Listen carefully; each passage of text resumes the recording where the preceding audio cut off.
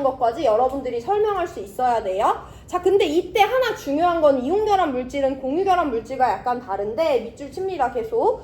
고체 상태에서 이온결합 물질은 양이온과 음이온이 결합한 한 쌍이 독립적으로 존재하는 것이 아니라 수많은 양이온과 음이온이 3차원적으로 서로를 둘러싸며 규칙적으로 배열된 이온결정으로 되어 있다라고 되어 있어요.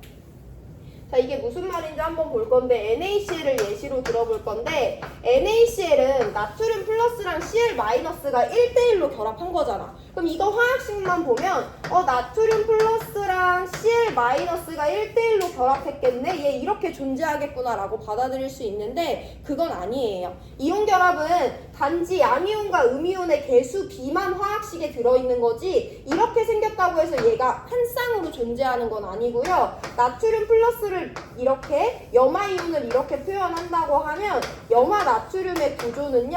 양이온과 음이온이 연속적으로 끊임없이 서로를 반대전화가 둘러싸고 있는 이와 같은 구조로 생겼습니다.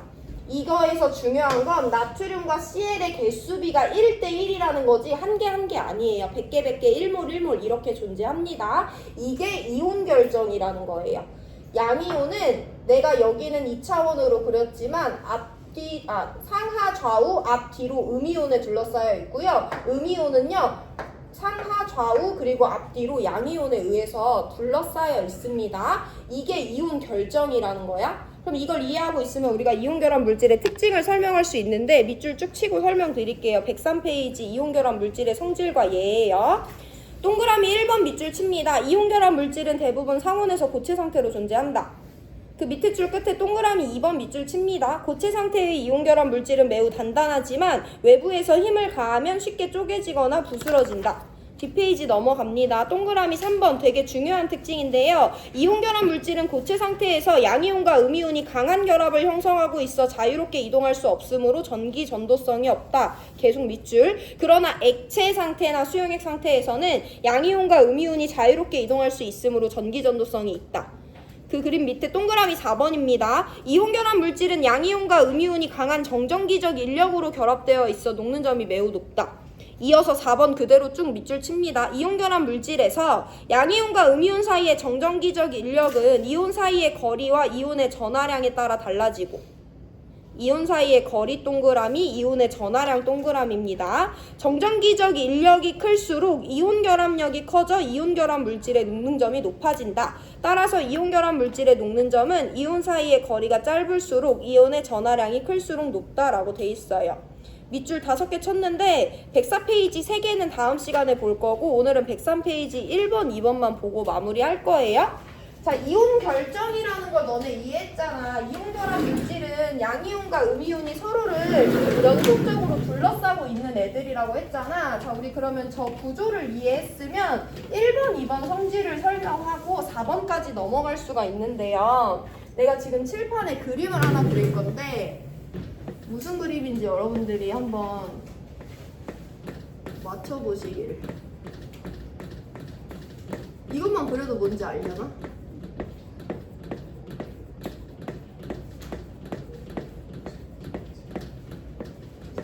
이거 뭐냐 얘들아? 이거 많이 봤지? 뭐야? 뭐야 이거 동그라미 3개 안에 있는 거? 뭐야? 고체, 액체, 기체지. 뭔지 알지 얘들아? 이거 중학교 때 많이 봤지? 누가 고체야? 얘부터 고체, 액체, 기체 상태의 입자 모형을 나타냈다라고 받아들이시면 돼요? 그럼 너네 이거 왜 고체고 쟤 왜 액체고 얘 기체라고 해? 입자 사이의 간격이나 배열을 보는 거지. 일단 얘는 입자 사이의 간격이 가까워요. 붙어 있어요. 얘네들도 대부분 애들이 붙어 있어요. 근데 여기는 붙어 있는 애들이 하나도 없고 다 자유롭게 돌아다니지. 이런 걸 기체라고 합니다. 그럼 고체랑 액체는요. 입자 사이의 거리는 가깝지만 얘는 그 배열마저 규칙적인 거고 얘는 덜 규칙적인 거예요. 우리 이걸 물질의 3가지 상태라고 했을 때 이온 결합 물질은 어떻게 생겼어? 이온 결정처럼 생겼잖아. 그럼 이것만 봐도 이온 결합 물질은 고체 상태야, 액체 상태야, 기체 상태야? 고체 상태라는 거 설명할 수 있죠. 이온 결합 물질은요, 이온 결정의 상태로 양이온과 음이온이 규칙적으로 서로를 둘러싸고 배열되어 있거든요. 그렇기 때문에 보통 고체 상태가 되는 거예요. 그렇게 알고 계시면 됩니다. 자, 그럼 이제 이거 가지고 두 번째 특징을 한번 볼 건데, 이온 결합 물질이 이렇게 생겼대. 얘는 고체니까 당연히 단단하겠어, 말랑말랑하겠어? 단단할 거 아니야. 근데 내가 이렇게 단단한 이온 결합 물질에다가 뭘 줄 거냐면 망치로 땅 하고 두들겨서 충격을 한번 줄 거야. 여기 층에다가. 그럼 내가 일단 충격을 줬으니까 이 층이 어떻게 되겠어? 충격의 방향으로 미끄러져 내려오겠죠. 그럼 어떤 일이 발생하냐면 음이온, 양이온, 음이온 순서였는데 내가 망치로 때렸어. 그럼 이 순서대로 그대로 미끄러질 거 아니야. 그럼 이제 어떻게 되냐면 원래 이온 결정은 음이온 주변에 양이온밖에 없었어. 양이온 주변에 음이온밖에 없었는데 내가 망치로 내려치니까 그 미끄러지는 순간의 찰나에 음이온과 음이온이 양이온과 양이온이 마주보게 된단 말이야. 그럼 얘네 사이엔 인력이 작용해 안 해? 안 하지. 뭐가 작용해? 심지어 인력이 작용하지 않을 뿐만 아니라 서로를 밀어내는 반발력이 작용한단 말이야. 그럼 얘네들은 단단하긴 하지만 외부에서 강한 충격이 가해지면 서로를 밀어내기 때문에 아예 쪼개져 버리는 거예요. 이게 두 번째 특징입니다. 근데 이거를 되게 애들이 자연스럽게 당연히 외부에서 충격 가하면 쪼개지는 거 아닌가요? 라고 하는데 얘들아, 내가 여기 금덩어리를 갖고 있어. 금덩어리에다가 망치로 세게 충격을 줬다? 금 산산조각 나 안 나? 금 산산조각 나? 금 망치로 때리면 금 어떻게 돼? 찌그러지지. 내가 여기 찰흙을 갖고 있었어. 찰흙을 붙였어. 내가 찰흙에다가 충격을 딱 줬어. 찰흙 어떻게 돼? 그냥 파이고 말잖아. 근데 내가 여기 소금 알갱이를 갖고 있다? 소금에다 망치로 땅 하고 충격 줬어. 그럼 소금 어떻게 돼? 쪼개져 버리잖아. 이건 되게 특별한 성질인 거예요.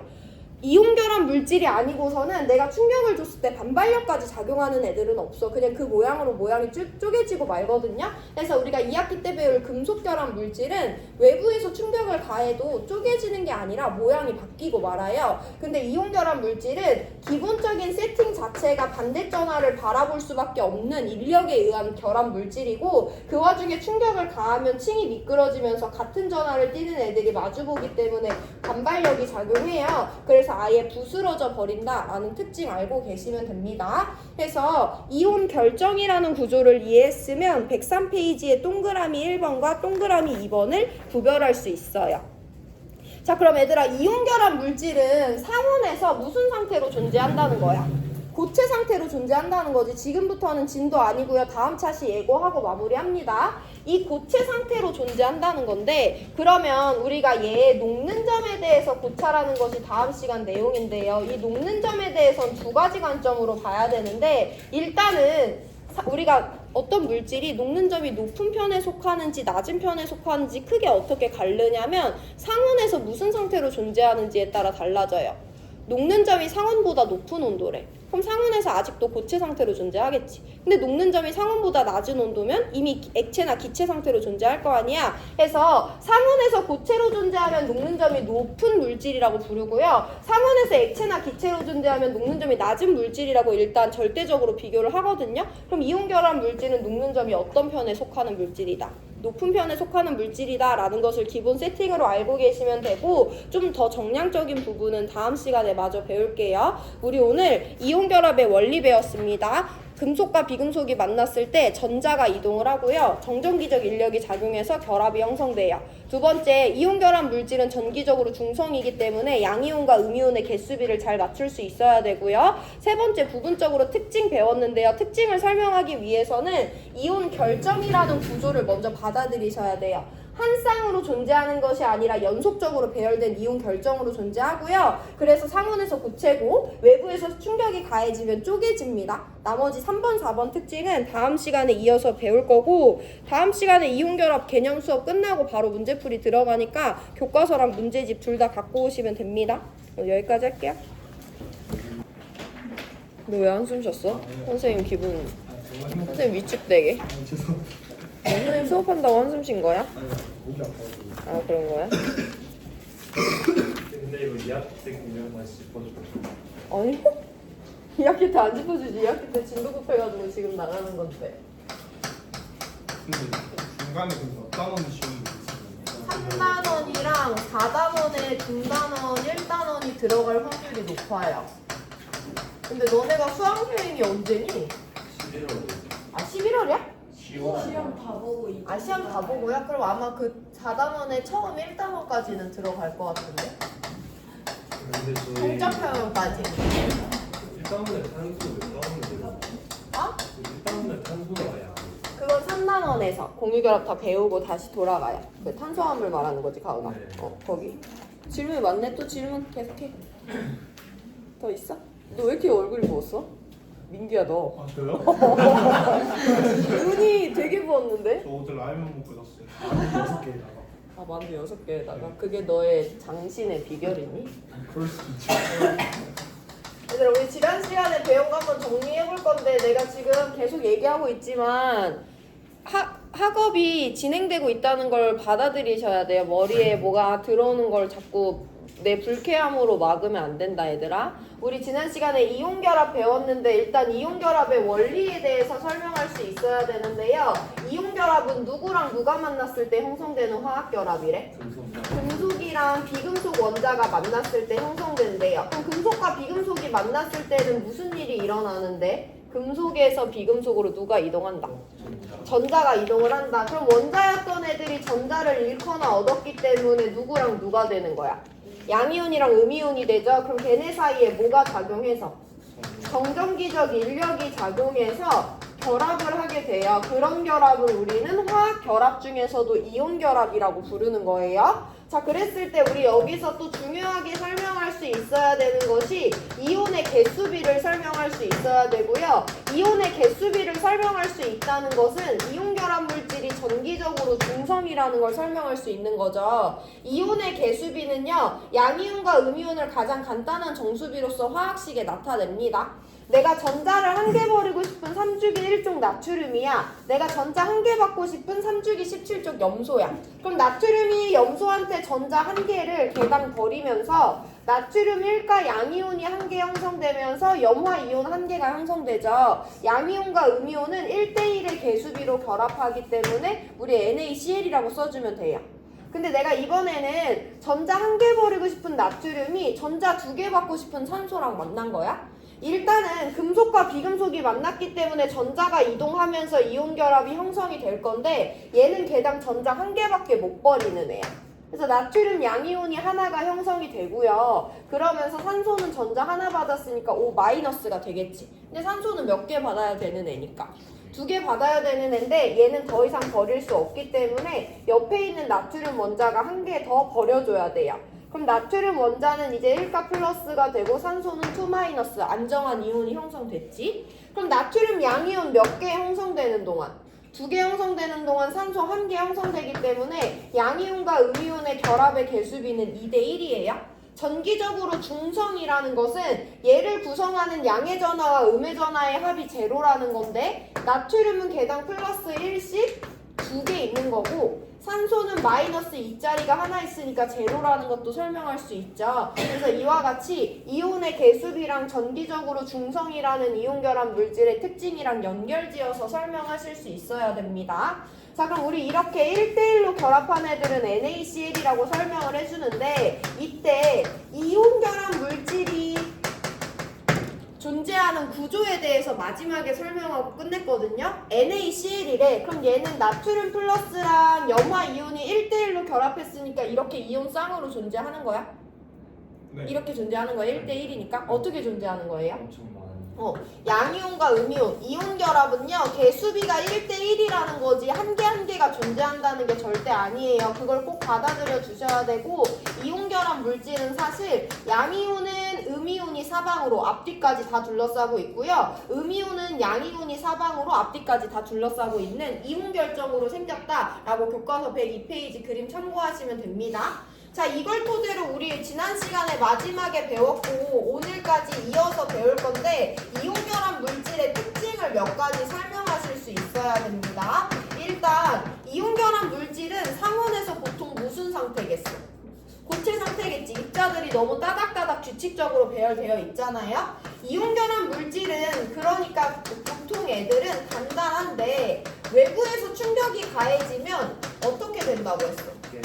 쉽게 깨지거나 쪼개진다고 표현을 하죠. 왜 이유도 지난 시간에 설명해드렸습니다. 내가 얘한테 외부에서 충격을 땅 하고 가하면 얘네들은 그 누구보다 서로 반대전화가 나를 둘러싸게 예쁘게 배열되어 있었는데 충격이 가해지면 그 방향으로 순간적으로 층이 미끄러져. 그러면 순간적으로 같은 전화를 띄는 애들이 마주보게 되면서 반발력이 작용하기 때문에 깨지거나 쪼개진다 라고 우리가 표현을 하거든요. 이 두 번째 특징이 알고 계셔야 돼요. 자, 우리 그럼 오늘 새로운 용어 도입들을 할 건데 이온결합 물질의 특징을 두 가지를 더 살펴볼 거예요. 세 번째 특징은 한때 가장 많이 나왔던 건데 요즘에는 그렇게 많이 나오진 않고요. 오히려 금속결합과 공유결합을 같이 묶어서 나오는 건데 전기전도성이라는 거야. 전기전도성은 내가 전류를 흘려보낼 수 있는 물질인지 아닌 거지.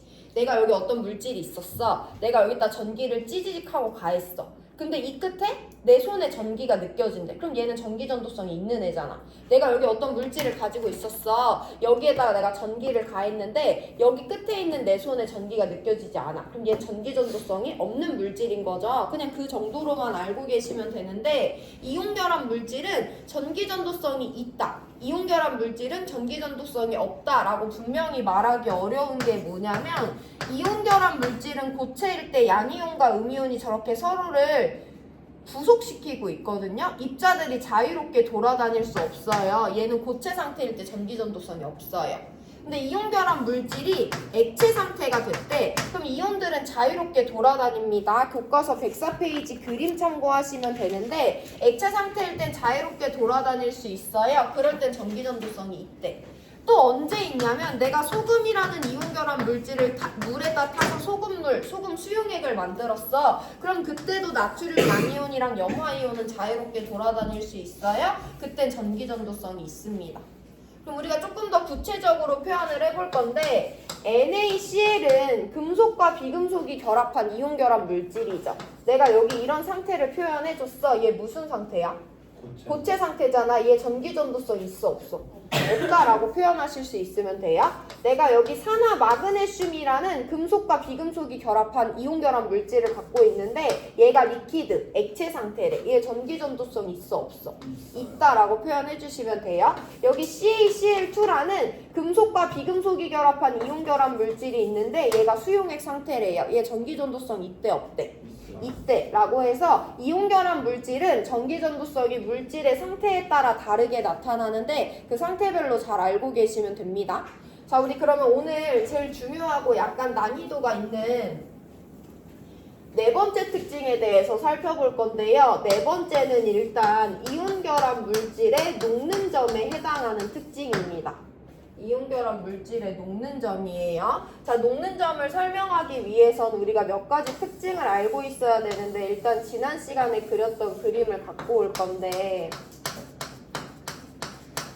고체 상태는 입자들이 따다다다 규칙적으로 배열되어 있고 액체 상태는 가깝긴 가깝지만 약간 자유롭게 있고 기체는 완전 자유롭게 돌아다니고 있죠. 얘가 고체고 얘가 액체고 얘가 기체야. 그러면 이온결합 물질은 상온에서 고체 상태로 존재하잖아. 야, 녹는 점이라는 것은 누가 되는 온도를 녹는 점이라고 하니?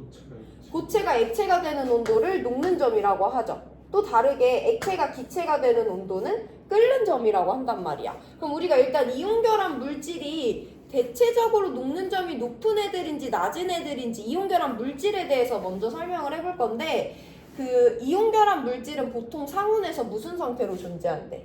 고체 상태로 존재한대. 그럼 상온에 있을 때 녹은 상태인 거야? 안 녹은 상태인 거야? 아직 안 녹은 상태인 거잖아. 우리 일반적으로 녹는 점이 높은 물질이다, 일반적으로 녹는 점이 낮은 물질이다 라고 할 때 그 기준을 뭐라고 하냐면요, 상온에서 고체인지 아닌지로 판단을 합니다. 상온에서 고체 상태로 존재한다는 건 일단 이 물질의 녹는 점은 뭐보다 높은 거야? 상온보다 높으니까 난 아직 고체인 거죠. 우리 이런 물질들을 녹는 점이 높은 편에 속하는 물질이다라고 해요. 근데 만약에 상온에서 액체 상태로 존재한대. 그럼 얘는 상온 25도씨라고 하면 25도씨에서 이미 어떻게 된 거야? 녹아서 액체 상태로 존재한 거잖아. 그럼 이런 애들은 녹는 점이 낮은 물질이라고 해요.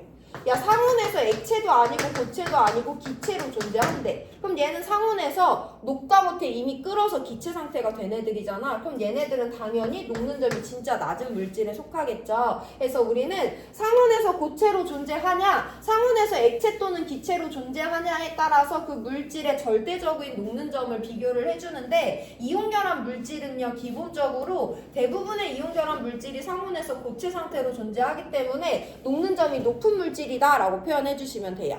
자, 그럼 예시를 들어볼 건데, H2O는 물이야. 얘 상온에서 뭘로 존재하는 물질이야? 액체로 존재하는 물질이야. NaCl이라는 이온결합 물질이 있어. 얘네 둘 중에 녹는 점 누가 더 높겠어? 얘가 더 높으니까 얘는 고체로 존재하는데 얘는 액체로 존재하겠지. 상온에 이산화탄소라는 물질이 있대요. 얘는 상온에서 뭘로 존재하니? 기체로 존재해. 근데 상온에서 고체로 존재하는 산화 마그네슘이 있대. 얘는 녹는 점이 얘보다 훨씬 더 높다라고 설명할 수 있죠. 우리 아직 안 배웠지만 얘네들은 공유결합 물질이거든요. 얘네들은 이온결합 물질이에요. 이온결합 물질은 보통 공유결합 물질보다 녹는 점이 높아요 라고 설명하는 게 일단 첫 번째. 자, 그럼 두 번째인데, 내가 이제 이번 시간에는 나머지 뭘 할 거냐면, 자, 그럼 얘가 H2O보다 높은 거 알겠어. 얘도 H2O보다 높은 거 알겠어. 근데 얘네들 중에 누가 더 높은데를 비교해야 돼요. 일단 이온결합 물질은 보통 녹는 점이 높은데, 이온결합 물질끼리의 녹는 점도 비교할 수 있어야 돼요. 그게 우리가 오늘 배우는 것 중에 가장 중요한 포인트가 되겠고, 자, 우리 그럼 얘네들의 녹는 점에 영향을 미치는 요인을 한번 탐색을 해볼 건데, 내가 아까 얘기했어. 녹는다는 것은 어떤 상태가 되는 거다? 고체가 액체가 되는 거야. 그럼 고체가 액체가 될 때 무슨 변화가 있어야 돼? 얘네들은 서로 따다다다닥 다 서로가 서로를 구속하고 있잖아. 근데 얘네들은 비교적 자유로운 상태죠. 조금 더 과학적인 용어를 표현해보면, 고체가 액체가 되기 위해서는 이 입자들 사이에 작용하는 인력을 부분적으로 끊어줘야지 비교적 자유로운 액체 상태가 될 수 있는 거예요. 한 번 더 확장시켜서 생각을 해볼 건데, 그럼 액체가 기체가 되려면 어떻게 해줘야 돼? 기체는 서로 붙어있는 입자들이 하나도 없는 상태잖아. 액체가 기체가 될 때는요, 이 입자들 사이에 작용하는 모든 인력을 끊어줘야지 액체가 기체가 될 수 있는 거야. 자, 우리 그럼 이 인력의 존재에 대해서 살펴볼 건데, 우리는 지금 이와 같은 이온결합 물질의 녹는 점에 대해서 보고 싶어요. 이온결합 물질은 이온 결정의 상태로 존재하기 때문에 양이온과 음이온이 서로를 빽빽하게 둘러싸고 있는 이와 같은 구조로 생겼다. 얘는 그래서 우리가 고체라고 했잖아. 근데 우리가 이렇게 생긴 애를 녹이고 싶어. 그럼 여기 존재하는 인력을 어떻게 해줘야 돼? 얘를 끊어주고 얘를 끊어주고 얘를 끊어주고 얘를 끊어주고 몇 개를 끊어줘야지 얘를 녹일 수가 있는 거지. 그럼 우리 이 힘, 끊어주는 힘 뭐라고 부른다고 했어? 계속 양이온과 음이온 사이에 작용하는 정전기적 인력에 의해서 이 이온 결정은 이와 같은 상태를 유지하는 거잖아요. 다시 한번 정리합니다. 우리는 지금 NaCl, MgO와 같은 이온결합 물질의 녹는 점을 비교해야 돼요. 어떤 물질을 녹인다는 건 이렇게 생긴 빡빡하게 규칙적으로 생긴 결정에서 입자들 사이의 인력을 몇 개 끊어줘서 유동적인 액체 상태로 만들어야 됩니다. 그럼 내가 끊어줘야 되는 힘은 양이온과 음이온 사이에 작용하는 정전기적 인력을 끊어줘야 되는 거잖아. 그럼 여기서 이제 생각을 해야 된다, 얘들아. 이 정전기적 인력을 끊어줘야 얘를 녹일 수가 있는데, 정전기적 인력이 세대. 그럼 이거 끊기 쉬워, 어려워? 어려워? 녹이기 쉬워, 어려워? 어려워? 녹는 점 높겠어, 낮겠어? 높겠죠. 근데 이 정전기적 인력이 그렇게 세지 않대. 그럼 끊기 쉬워, 어려워? 쉬워? 녹이기 쉬워? 녹는 점이 낮겠죠. 해서 우리 이온결합 물질의 녹는 점을 비교하려면 누구를 비교해줘야 되냐면, 각각 이온결합 물질에서 양이온과 음이온 사이에 작용하는 정전기적 인력을 비교해줘야 돼. 왜냐면 이게 세면 끊기 어려워서 녹이기 어려워요, 녹는 점 높아져요. 이게 약하면 끊기 쉬워요, 녹이기 쉬워요, 녹는 점이 낮아지는 거예요. 그래서 이온결합 물질의 녹는 점을 비교하려면 그 이온 사이에 작용하는 정전기적 인력을 비교해 주시면 됩니다. 이거가 유일한 이해 포인트고요. 자, 그럼 정전기적 인력이라는 건 어떻게 구해지는지 내가 제시를 해볼 건데, 이렇게 생겼어. 이 식을 외울 필요는 없어요. 외웠지? 짜증났구나, 소연이. 저 아는 건데. 이렇게 생긴 정전기적 인력이 있대. 우리는 어쨌든 이걸 비교해야지 녹는 점을 비교할 수 있잖아. 정전기적 인력은 상수 곱하기 R제곱분의 Q1 곱하기 Q2로 생겼어요. 그럼 우리 볼 건데 정전기적 인력을 변화시키는데 영향을 주는 요인을 볼 건데 K는 어차피 상수니까 우리가 고려할 게 아니잖아. 정해진 값이잖아요. 여기 이 R이라는 변수와 Q라는 변수에 의해서 정전기적 인력을 비교할 수 있어. 그럼 여기는 너네가 대답할 수 있는데 Q1과 Q2가 커진대. 그럼 정전기적 인력도 어떻게 돼? 커지죠? 그럼 녹는 점도 어떻게 돼? 커지죠? R이 점점 작아진대. 그럼 정전기적 인력 어떻게 돼? 커지죠? 그럼 녹는 점도 어떻게 돼? 커지죠? 해서 이 두 가지 값으로 우리가 녹는 점을 비교를 해줘야 되는데 거리는 짧을수록 전하량의 절대값의 곱은 클수록 녹는 점이 높아집니다. 이걸 제가 직접적으로 비교를 해보면서 한번 예시를 들어볼 건데 내가 아까 전에 염화 나트륨과 산화 마그네슘의 녹는 점 비교할 거라고 했잖아. 그럼 이 두 개의 이온결합 물질에 대해서 Q1 곱하기 Q2와 R값을 비교해주면 돼요.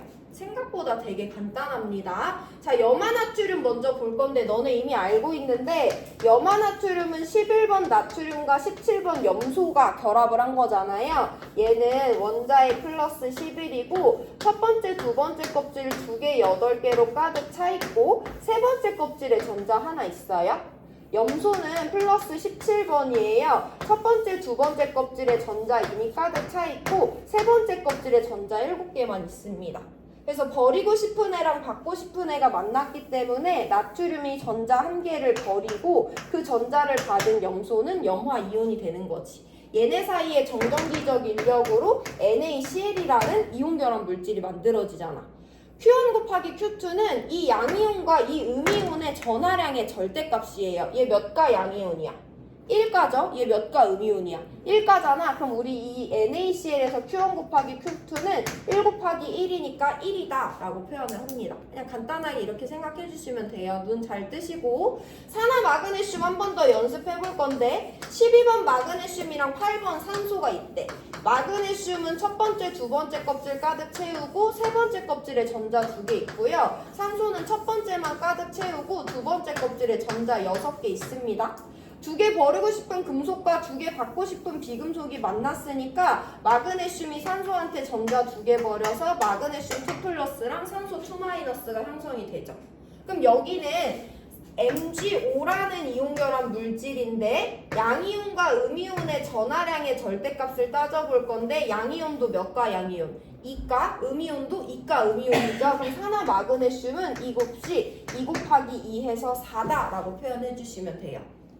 거리는 더 간단해요. 어쨌든 나트륨 플러스는 이만한 거잖아. 염소 마이너스는 이만한 거잖아. 그럼 얘네들은 이 크기보다 더 가까워질 수는 없지. 크기가 뭉개질 수는 없잖아요. 그럼 그냥 간단하게 얘들아 나트륨 플러스 껍질 2개짜리 이온이네. 염소 마이너스 껍질 3개짜리 이온이네. 그럼 얘네는 껍질 5개 거리만큼은 떨어져 있는 거지. 산화 마그네슘이에요. 마그네슘 2 플러스 껍질 2개짜리 양이온이네. 산소 이온 껍질 2개짜리 음이온이네. 그럼 얘네는 껍질 4개만큼 떨어져 있다 라고 계산해주는 게 화원에서는 가능합니다. 그럼 우리 이제 녹는 점 비교해 볼 건데 녹는 점을 비교하기 위해선 정전기적 인력을 비교해줘야 되는데 정전기적 인력은 2가지 변수로 관여가 되죠. 전하량의 절대값의 곱은 누가 더 커? 산화 마그네슘이 더 크지. 거리는 누가 더 가까워? 산화 마그네슘이 더 가깝지. 그럼 얘는 NaCl보다 거리도 가깝고 전하량의 절대값의 곱도 크니까 Na 플러스랑 Cl 마이너스 사이에 작용하는 인력보다 마그네슘이랑 산화이온 사이에 작용하는 인력이 더 세네? 이걸 끊기 더 어려우니까 녹는 점은 산화 마그네슘이 훨씬 더 높다라고 설명할 수 있는 거죠. 그래서 녹는 점은 어렵진 않지만 항상 이 2가지 변수를 모두 다 고려해줘야 되기 때문에 귀찮은 게 약간 있지만 어디서 거리가 더 가까운지 양이온과 음이온의 전자 껍질수 세주시면 되고요. 전하량의 절대값의 곱은 사실 내가 자세히 설명했지만 너네 나보다 빠르게 암산할 수 있잖아. 그래서 그 값의 곱으로 나타내 주시면 됩니다. 이게 이온결합 물질의 녹는 점을 비교하는 거고 이온결합에선 이 내용이 가장 어려워요. 자, 그럼 여기까지 해서 우리 일단 이온결합 물질의 특징 4가지 살펴봤고 마지막 개념 하나 보고 문제풀이로 들어갈 건데 교과서 102페이지로 들어갑니다. 거기 되게 손도 대기 싫은